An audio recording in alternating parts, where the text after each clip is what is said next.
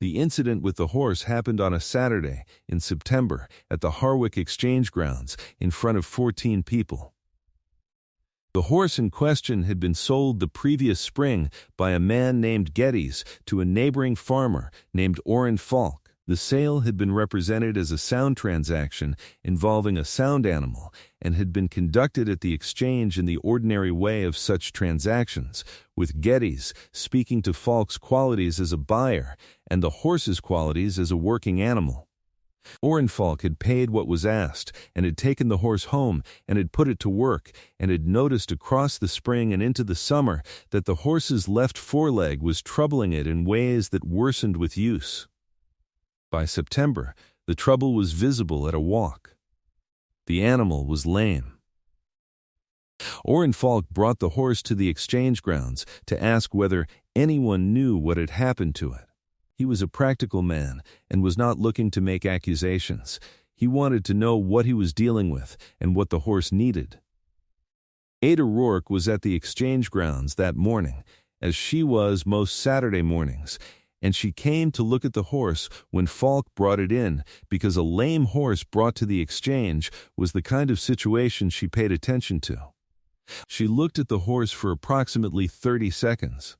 She looked at the way it stood and the way it held the foreleg and the specific quality of the favoring, and she said, in the hearing of the 14 people present at the exchange grounds that morning, that the tendon in the left foreleg had been injured before the sale and that Geddes would have known it. Geddes was one of the 14 people present.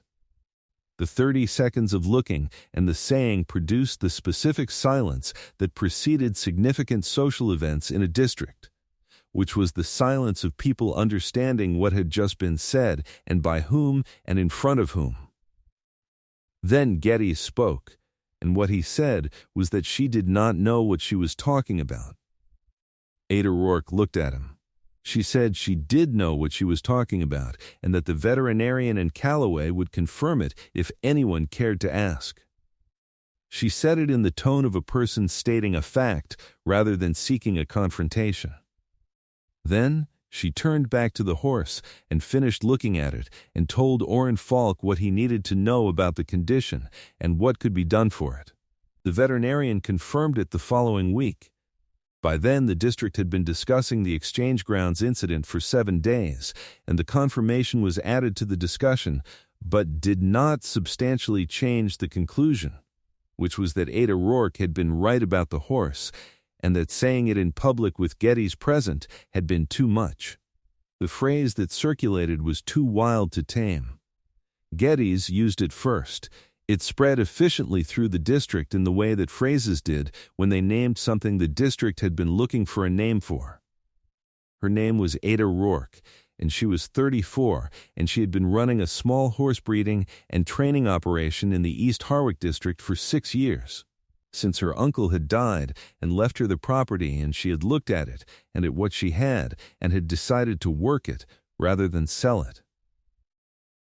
The deciding had been quick and had not felt difficult because working with horses was the only thing she had ever wanted to do with her life, and the property was the vehicle for doing it. Her father had trained horses for a living and had taught her from the beginning, and what he taught her was comprehensive and was given to her in the practical way of someone teaching an apprentice rather than instructing a child, which was that he showed her what he was doing and why, and let her make the mistakes that produced understanding and did not treat her differently because she was a girl. She had grown up in that apprenticeship and had absorbed everything he knew and had developed on top of what he taught her the ability to read a horse in the first minutes of contact. The ability was specific. She could understand a horse's fear and its capacity and its history of mistreatment through its initial behavior with her, and the reading was accurate in a way that took most trainers a full season with a horse to develop through repeated exposure. She had been able to do it since she was 17 and had not known it was unusual until she was working alongside other trainers and had seen that what she understood in the first 5 minutes they were still building toward at the end of months. She had not known how to account for the difference and had eventually stopped trying to account for it and had simply used it. The using of it produced a specific kind of honesty in her dealings with buyers.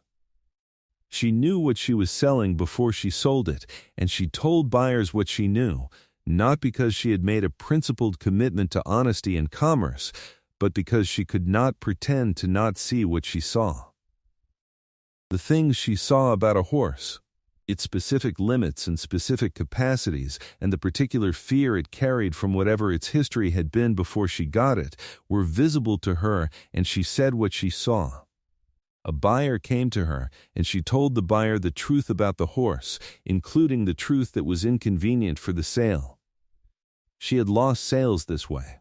She had built a better reputation than most operations her size in the district from buyers who had bought from her and had gotten exactly what she had told them they were getting, and who came back and told others. The honest selling had made her uncomfortable to Geddes and to the 2 or 3 other men in the district who sold horses and who managed their commerce differently. She had known this and had not adjusted her practice because of it, and she was not going to adjust it now. The district's verdict of too wild to tame had not surprised her.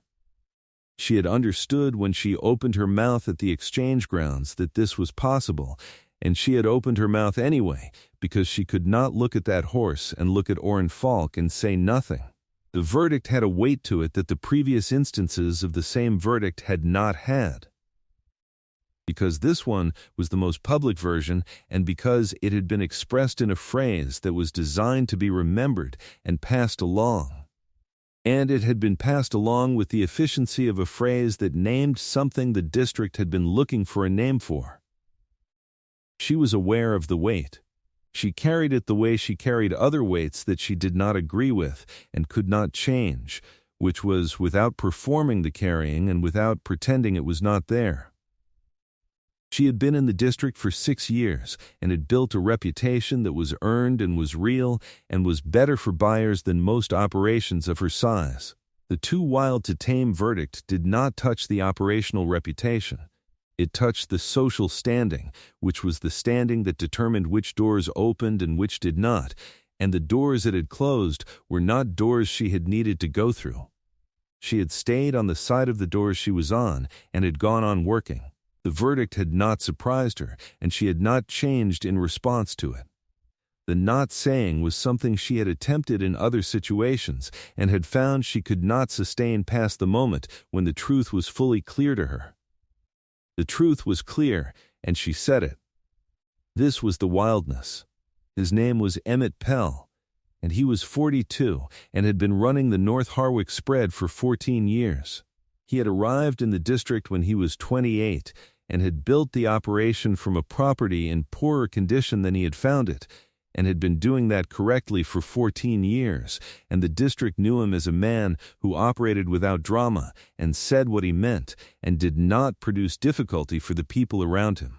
He had known Ada Rourke for 3 years, since she had moved her East operation fully into horse breeding and had begun attending the district exchange, with the regularity of someone who was running a serious operation and needed to be present where the serious business happened. He had watched her work at the exchange and at the various occasions that neighboring operations in a district of that size produced, and what he had watched across 3 years was a woman who saw clearly and acted on what she saw. The not applying of the social filtering was the thing he had noticed first. Most people, himself included, applied a filter between what they saw and what they said, a filter that took the true thing and assessed it against what the situation could comfortably contain and adjusted the saying accordingly. This was not dishonesty in most cases. It was the ordinary management of social life. Ada Rourke either did not have the filter or had it and did not use it, and in 3 years of watching he had concluded it was the latter, which was that she had made a decision about the filter at some point, and the decision was that she was not going to use it, and she did not. The watching of this across 3 years had produced in him a specific and settled view, which was that she was exactly what she appeared to be, and that this was not a common quality, and that the rarity of the quality was the specific thing that had kept him watching. He had been at the exchange grounds on the Saturday in September. He was one of the 14. He watched Ada look at the horse for 30 seconds and say the true thing while Geddes was standing there. And he watched Geddes respond, and he watched Ada state the fact again in the tone of someone who was not revising the fact because the room was uncomfortable. He had seen the horse's foreleg. He had known before she said anything that she was right. He had also known she was going to say it, and he had watched her say it with the specific quality of a man watching something he had already fully understood. The incident traveled. The too wild to tame characterization traveled in the specific way that phrases traveled in a district when they named something people had been thinking without having the phrase for, which was quickly and with the energy of something finding its correct container.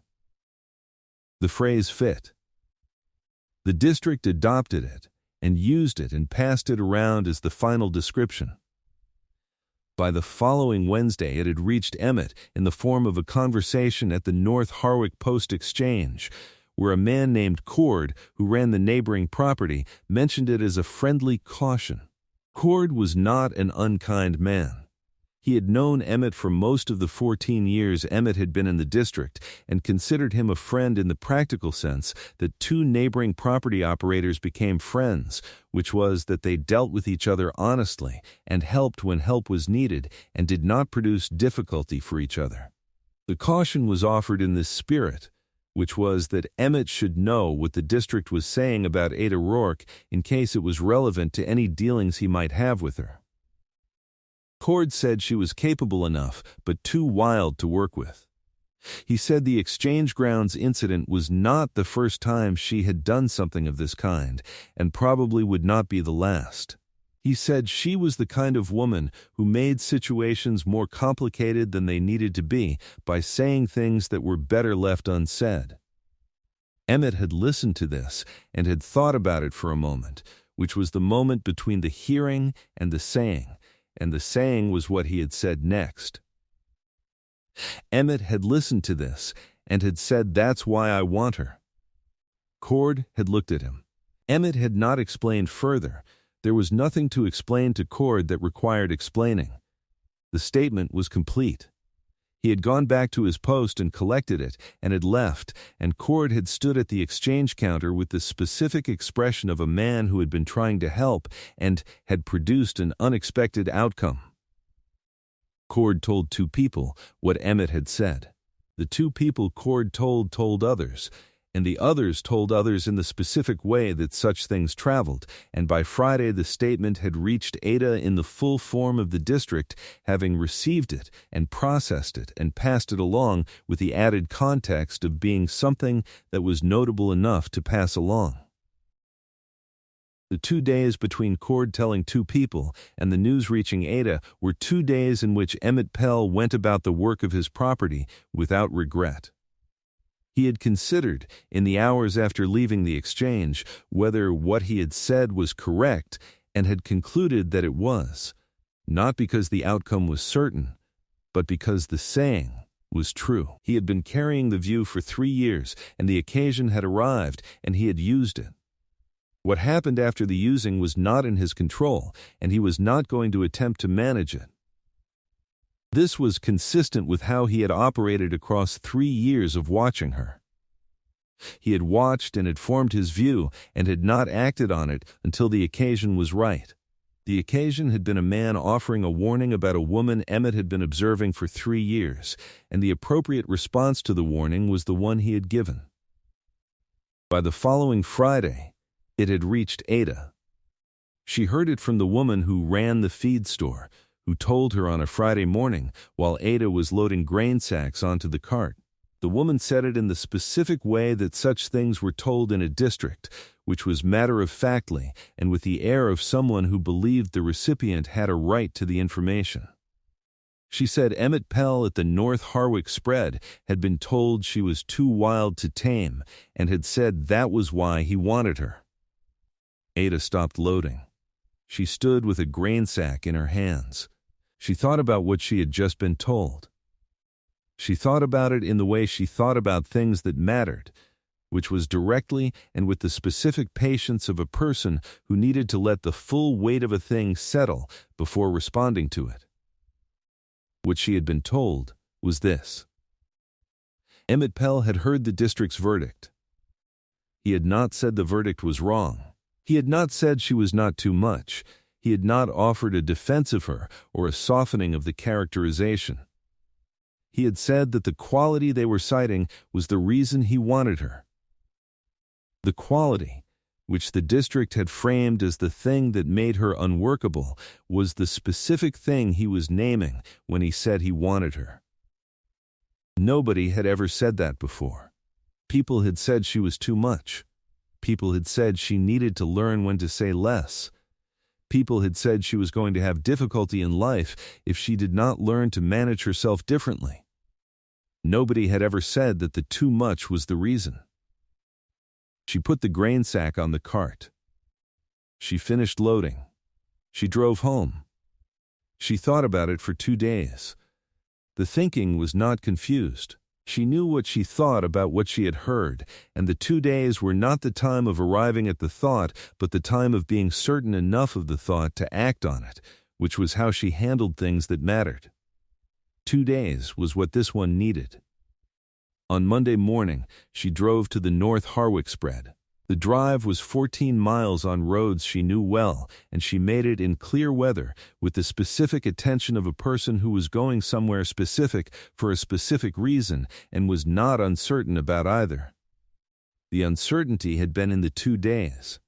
The 2 days had resolved the uncertainty, and the Monday morning was what came after the resolution.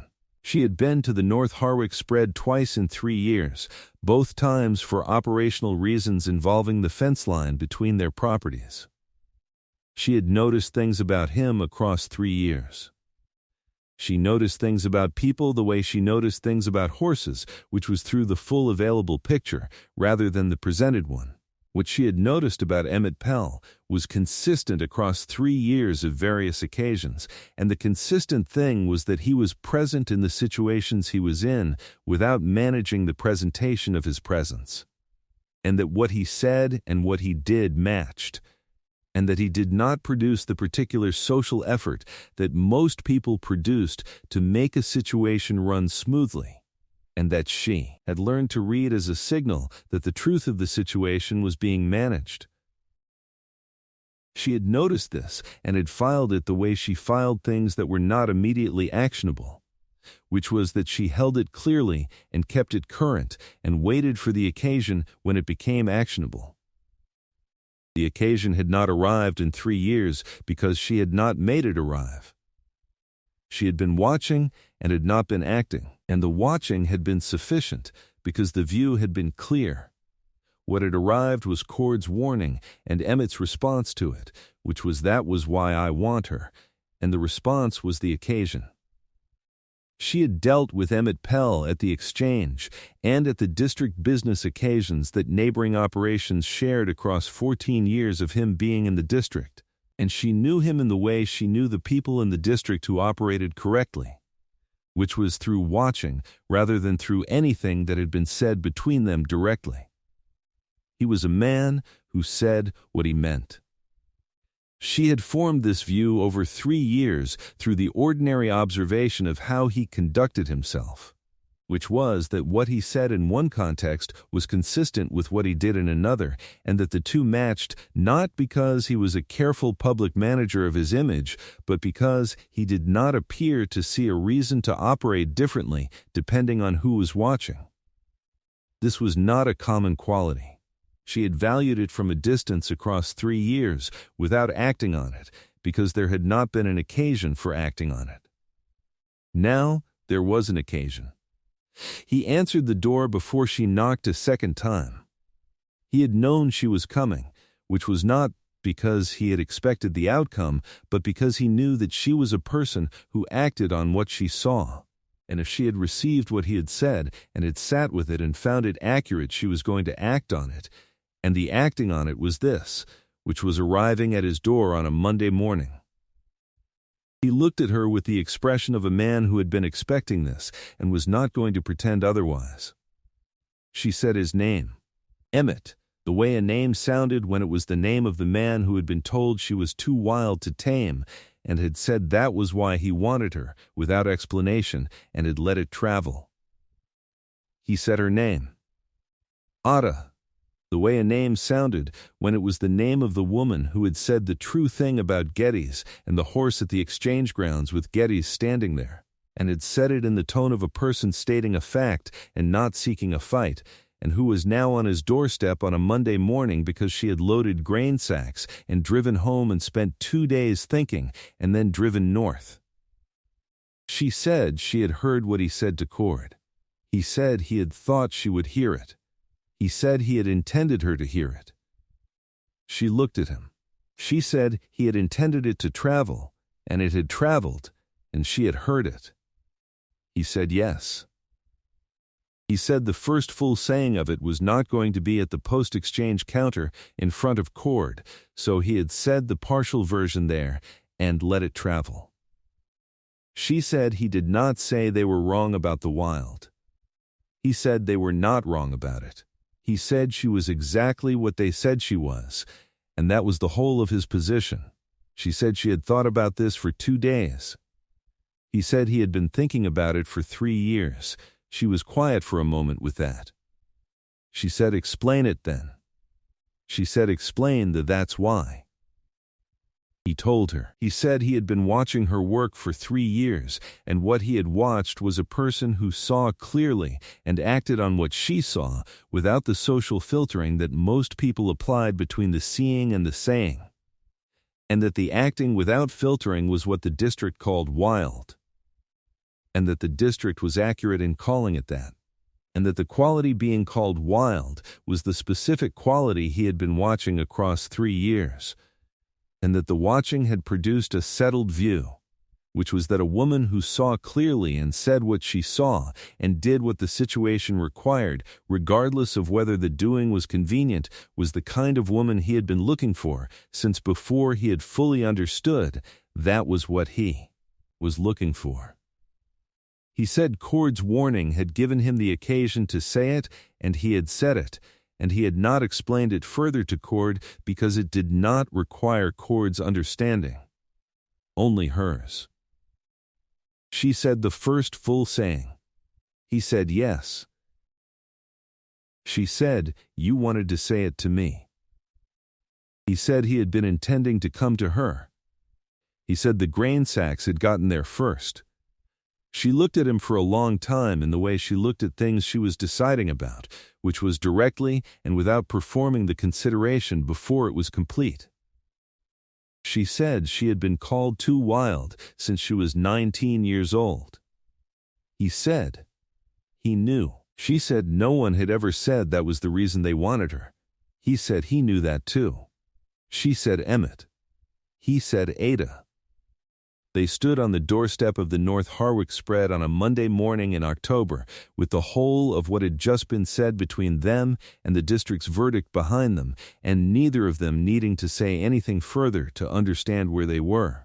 What had been said was this: she was too wild to tame, and he had known that, and that was why, and she had come because she had heard it and had thought about it for 2 days, and had come, and the coming was its own statement, which was that a woman who heard what a man said about her and drove 14 miles on a Monday morning to stand on his doorstep was a woman who had acted on what she saw without the social filtering. And the acting was the wildness, and the wildness was the reason, and the reason was here, and neither of them was going anywhere. This is Dusty Vows, where they called her too wild to tame, and the rancher said that was why he wanted her. And he said it to the wrong person on purpose and let it travel to her, because the first full saying of it was not going to be at a post-exchange counter. If you want the next story the moment it lands, subscribe now. Then back to the doorstep. I'm not going anywhere. She said it the way she said the things she had decided, which was directly and without the performance of the deciding.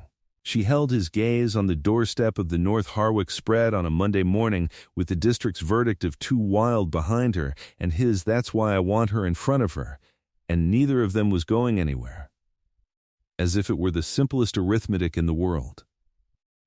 Emmett Pell. Her name for him said the way a name sounded when it was the name of the man who had heard she was too wild to tame and had said that was why he wanted her. And had said it without explanation and had let it travel, because the first full saying of it was meant for her and for this doorstep on this Monday morning. He nodded once. They stood on the doorstep for a moment in the October morning. The spread was behind him, and the road she had driven was behind her, and neither of them was going anywhere. The North Harwick spread was behind him, and the East operation was 2 miles south, and the Harwick district was around all of it, and the veterinarian in Cowboy had confirmed what she had said about the horse, and the horse's former owner had used the confirmation to call her too. Wild too. Tame, and neither of them was going anywhere. She had been right about the horse, and she had said what she saw, and the saying had cost her the social standing that such sayings always cost, and had produced in a man 14 miles to the north a settled view that had waited 3 years for an occasion, and had met the occasion correctly on a Wednesday at a post-exchange counter, and the meeting of the occasion had produced a statement that had traveled to her by Friday, and she had thought about it for 2 days, and had driven north on Monday morning, and the meeting was here, and neither of them was going anywhere. The wildness that the district had been attempting to deter against since September, and that people had been attempting to address since she was 19, was the specific quality that was here on the doorstep on a Monday morning, and was going to be here tomorrow, and was not going anywhere. And neither was Emmett Pell, and neither was Ada Rourke. And the matter was settled, and both of them were staying. Tell me, when he said he had been thinking about it for 3 years, and she had thought about it for 2 days, did you hear what that meant about the cord conversation? He was not surprised by the occasion. He had been carrying the position for 3 years, and Cord's warning gave him the moment to say it. He used the moment. He said the partial version at the post-exchange counter in the tone of a man making a plain statement to someone who had offered a warning, and he did not explain it further to Cord because Cord was not the person it needed to be explained to, and then he let it travel, because the first full saying of it was going to be on her doorstep or his, not at a post-exchange counter, and the grain sacks got there first. Leave your answer in the comments. I read every one. Now, back to the doorstep. She had been called too wild since she was 19. The first time had been her father's business partner, who had said it in her hearing as a description of why she was going to have difficulty in life, which was that she did not know when to say less. She had been 19 and had recently told a buyer that the horse he was about to purchase had a soft palate condition that would limit its usefulness for hard riding, and the buyer had not purchased the horse, and her father's business partner had believed she had cost them a sale by saying something she should have kept unsaid. She remembered the moment specifically. She had been standing at the barn door, and the business partner had been speaking to her father in the office at the back of the barn and had not known she was within hearing.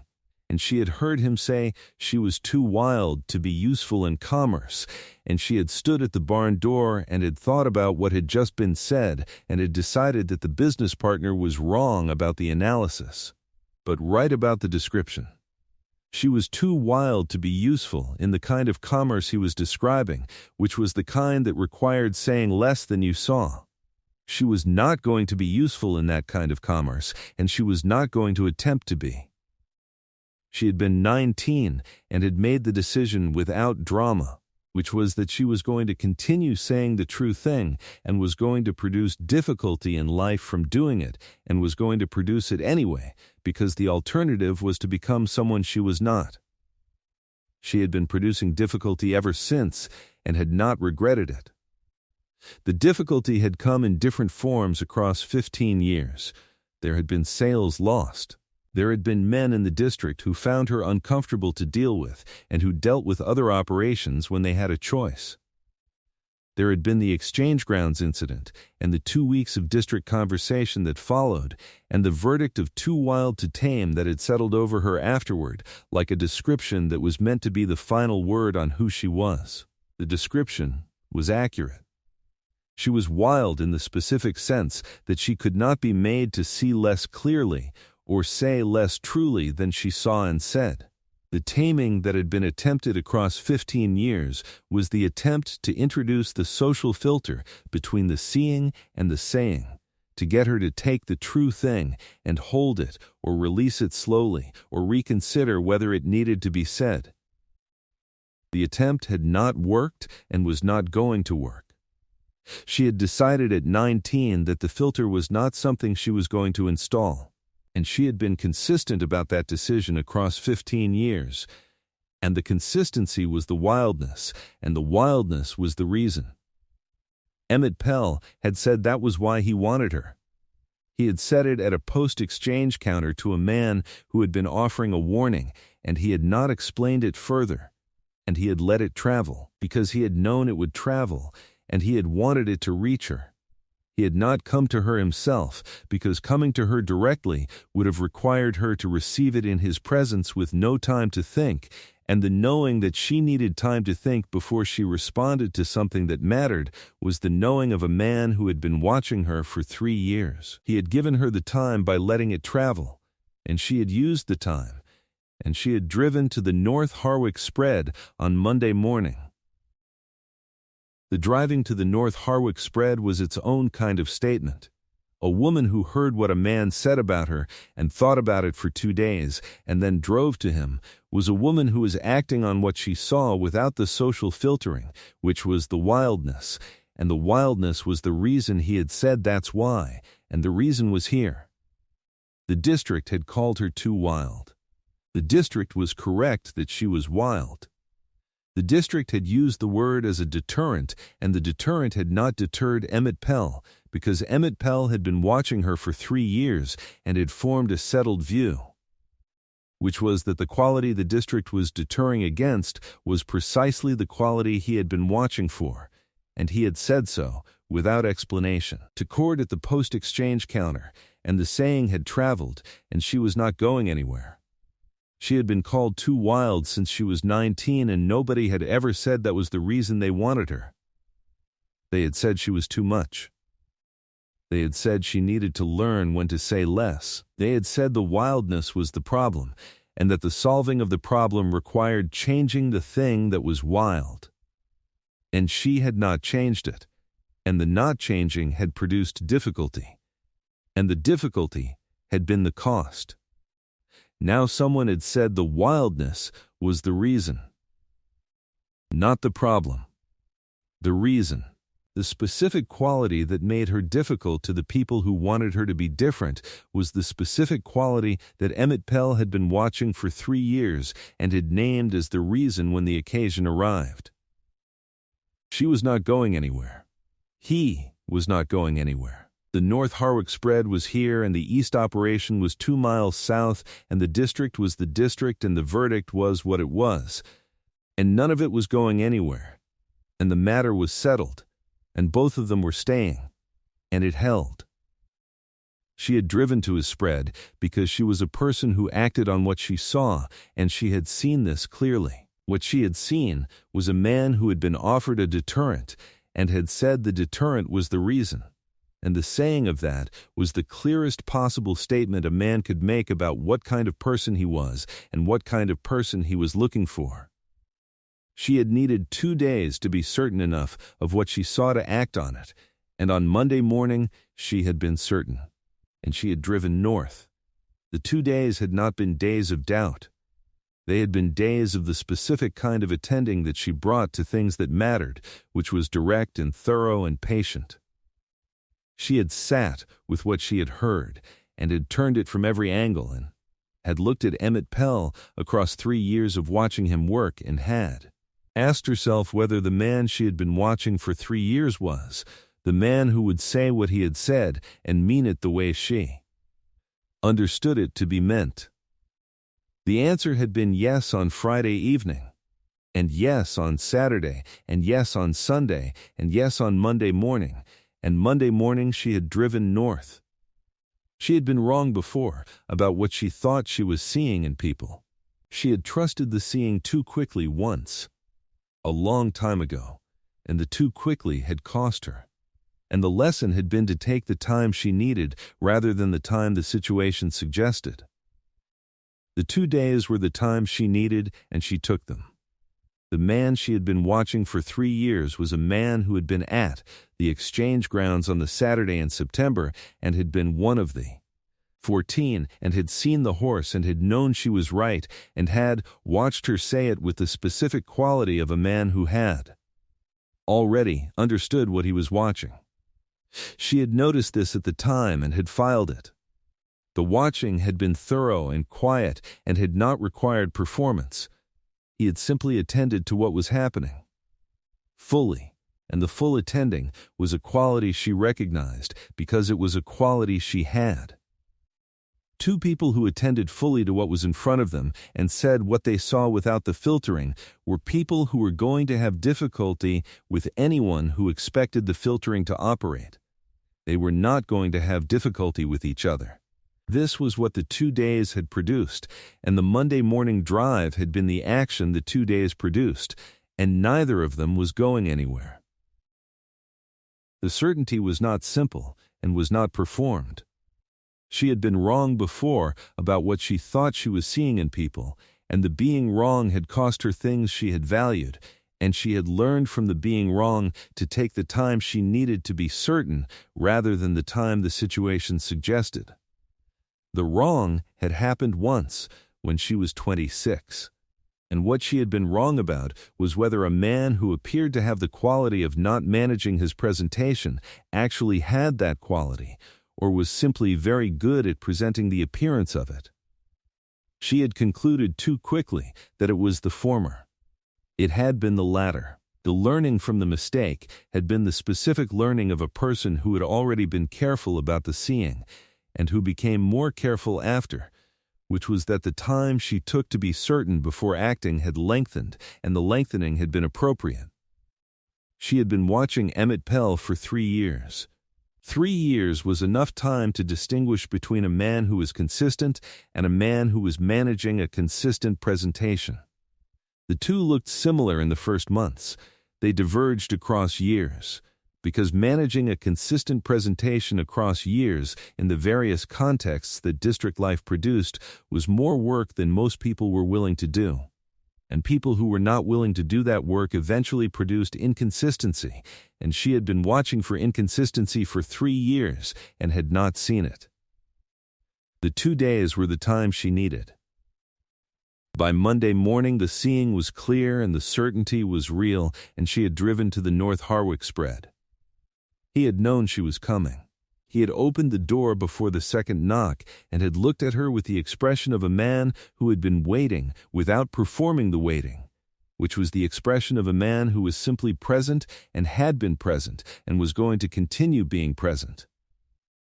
This was one of the things she had been watching across 3 years, which was that Emmett Pell was fully present in the situations he was in and did not manage his presentation of himself within those situations, and the not managing was the same quality she had, expressed in a different register, and she had recognized it across 3 years without quite naming it. She had named it on Monday morning, on his doorstep. The district had spent 2 weeks deciding that Ada Rourke was too wild to tame, and Emmett Pell had heard the verdict and had said that was why. And that was why was the name she had been looking for without knowing she was looking for it, which was the name for the quality she had that was not a deficit and was not something to be corrected and was not the thing people had been telling her. It was since she was 19, which was a problem. It was the reason. It was specifically and precisely the reason. She was not going anywhere. He was not going anywhere. The North Harwick spread was behind him, and the east operation was 2 miles south, and the district's verdict was what it was, and would continue to be what it was. And the district was going to continue having opinions about Ada Rourke, and the district's opinions were going to continue being accurate, and the district was going to continue using the accuracy as a deterrent, and none of that was going to change, and the not changing was fine, and none of it was going anywhere. What was going to change was that she was not going to be handling what came next alone. The next time the true thing needed to be said at the exchange grounds, there was going to be a man who had said that was why he wanted her standing somewhere in the vicinity, and the standing in the vicinity was not the same as stepping forward or stepping in front, but it was also not nothing. It was the position of a man who was there, and being there was the thing. She had been handling the difficulty alone for 15 years, which was the specific difficulty of being the person who saw clearly and said what she saw. The alone had been manageable because she was capable, and the managing had been consistent, and she had not required someone alongside to do the work correctly. The work had been done correctly. What the alongside was going to change was not the correctness of the work, but the specific quality of the carrying, which was different when two people carried it than when one person did. And the difference was here, and neither of them was going anywhere. Both of them were staying, and the matter was settled, and it held. The wildness was not going anywhere. She had been wild at 19 and was wild at 34 and was going to be wild at 50, and the wild was not a condition of youth or inexperience or poor management of herself. It was simply who she was and had always been, and it was the reason, and the reason was here. Emmett Pell had been watching for 3 years with the specific patience of a man who had learned that some things required watching before acting, and who did not act before the watching was sufficient. The watching of Ada Rourke had been watching of that kind. He had seen her work with horses, and had seen the quality of the work. He had seen her at the exchange, and had seen how she conducted herself in the commerce that the exchange produced. He had seen the exchange grounds incident, and had known before she said anything what she was going to say, and had watched her say it with the full attention of a man who was seeing something he had already understood. The 3 years of watching had produced a view, and the view was specific and settled, and did not require further watching to refine. He had been watching because he was the kind of man who watched before he acted, and the watching was complete. What he had been watching was not only the horse work, and not only the honest commerce, and not only the exchange grounds incident. He had been watching the whole of how she was, which was that she saw clearly and said what she saw and did what the situation required, and the not applying of the social filter was the thing that connected all of the specific observations into the whole picture, and the whole picture was Ada Rourke. And the picture was what had produced the settled view. Emmett Pell had been watching for 3 years, and had said what he had been watching produce in a specific settled view to a man at a post-exchange counter in the tone of a man making a plain statement. And the plain statement had traveled to Ada Rourke on a Friday morning at the feed store while she was loading grain sacks. And Ada Rourke had thought about it for 2 days, and had driven to the North Harwick spread on a Monday morning, and had said his name at the door. She had said the true thing about a horse at the exchange grounds, and the district had called her too wild to tame, and Emmett Pell had said that was why. The specific quality of that was the specific quality of an accurate description being met with acceptance rather than the standard response to the accurate description, which had always been the suggestion that the description was the thing that needed to change. The description had not changed. It had not changed at 19, and had not changed in the years after 19, and had not changed at the exchange grounds in September, and was not going to change. What had changed was that the description had met a man who looked at it and said that was the reason. This was a different thing from being tolerated. She had been tolerated by people who found the wildness difficult, and who had managed the difficulty because she was capable, and her horses were good, and the commerce was honest, and the practical value outweighed the social difficulty. Toleration was not what Emmett Pell had said. He had said the wildness was the reason, which meant not that the wildness was the thing he was willing to accept alongside the other things, but that the wildness was the specific thing he was naming when he named what he wanted. Nobody had said that before. The saying was here and was not going anywhere, and she was not going anywhere, and neither was he, and the matter was settled, and both of them were staying, and it held. The wildness was not going anywhere either. She was going to continue seeing clearly and saying what she saw and doing what the situation required without the social filtering, and the next Gettys and the next horse and the next exchange grounds incident were ahead in the future somewhere, and she was going to handle them the same way she had always handled them, which was by saying the true thing in the tone of a person stating a fact. And Emmett Pell was going to be the man who was there when they happened, and neither of them was going anywhere, and the matter was settled, and both of them were staying, and it held. Neither of them was going anywhere. The east operation was 2 miles south, and the North Harwick spread was here, and the district's verdict was behind them, and Emmett Pell's that was why was in front of them, and neither of them was going anywhere, and the matter was settled, and both of them were staying. And it held.